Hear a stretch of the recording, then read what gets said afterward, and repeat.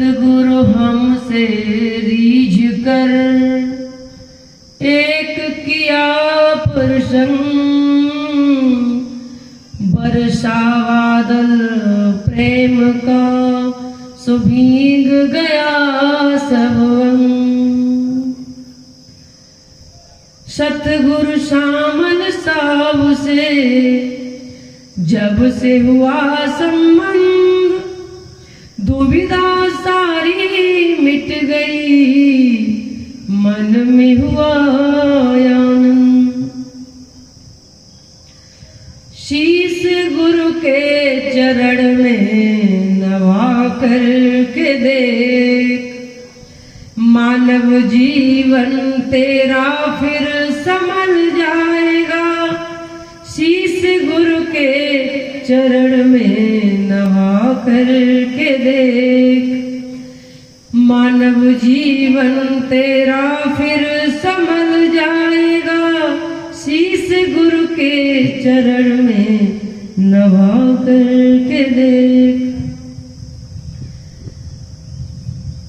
विषयों से भरा तेरा पूरा ये तन, सत्संग में न बंधे लगा तेरा मन।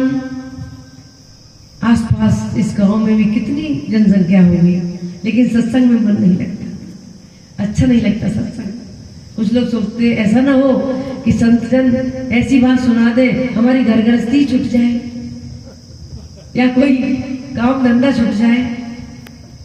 विषयों से भरा तेरा पूरा ये तन, सत्संग में न बंधे लगा तेरा मन।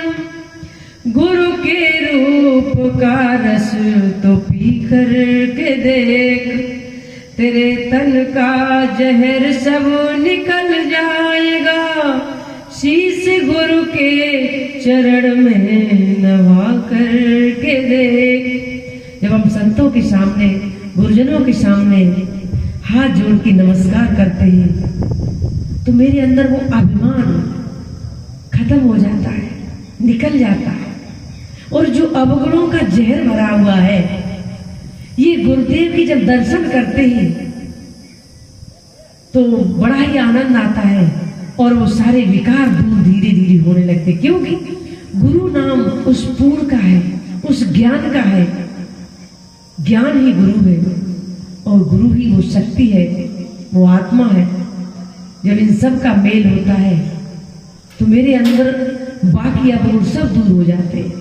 और रातों को नींद में ही गंवाता रहा, दिन भर दीनों के दिल को दुखाता रहा। रात को नींद में ही गंवाता रहा, दिन भर दीनों के दिल को दुखाता रहा।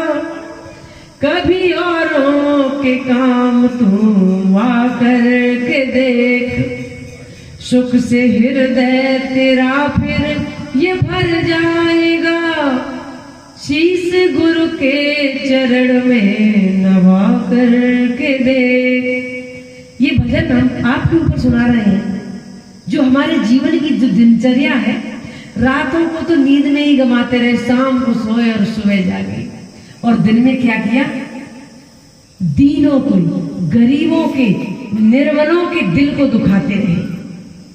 मेरे जीवन का तजुर्बा है, आप बाजार में जाइए, आपकी गाड़ी से यदि किसी साइकिल वाले की गाड़ी लग जाती है तो हम गाड़ी से उतर के खींच के उसके एक तमाचा देते और दो चार गाली भी सुना देते कि हमारी गाड़ी से कैसे टच कर दिया। और वही किसी मंत्री की या किसी अधिकारी की गाड़ी टच हो जाए तो उतरते और हाथ जोड़ते, नहीं नहीं भाई जाओ, आपकी कोई गलती नहीं, आप जाइए, हम वो ठीक करवा लेंगे।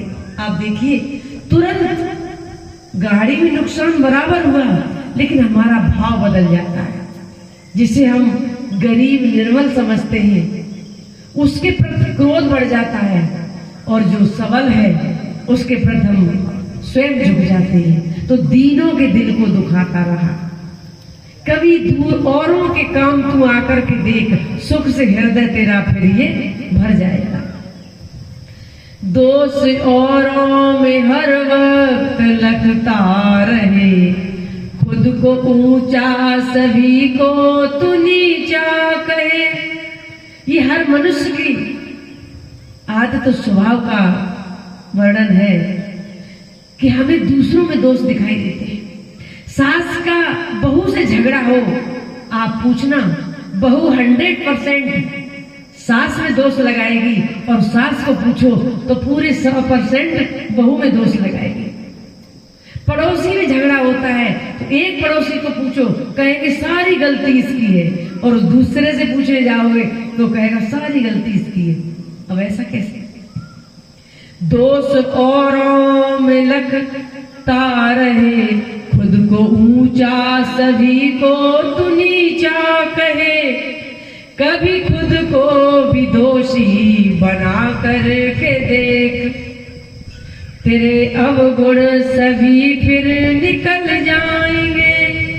कभी खुद को भी दोषी बना कर के देख।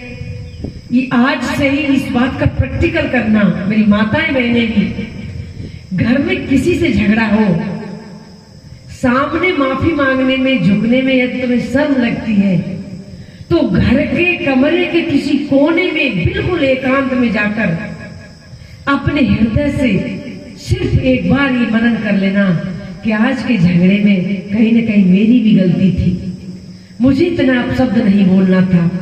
अरे उसने एक कहा तो मुझे बदले में नहीं कहना था। ये मेरे जीवन का प्रैक्टिकल तजुर्बा है। आप घर के कोने में ऐसे विचार करोगे और झगड़े वाला व्यक्ति के दिमाग में वहां उन बातों का, रेशियो का टकराव होगा, उसके विचार वहां बदल जाएंगे। कभी खुद को भी दोषी बना करके देख, तेरे अवगुण सभी फिर निकल जाएंगे। वो झगड़ा भी कम हो जाएगा, बेमनुष्यता भी कम हो जाएगी, जो मन का मुटाव है वो भी कम हो जाएगा। धीरे धीरे कुछ समय बाद संबंध फिर मधुर हो जाएगी।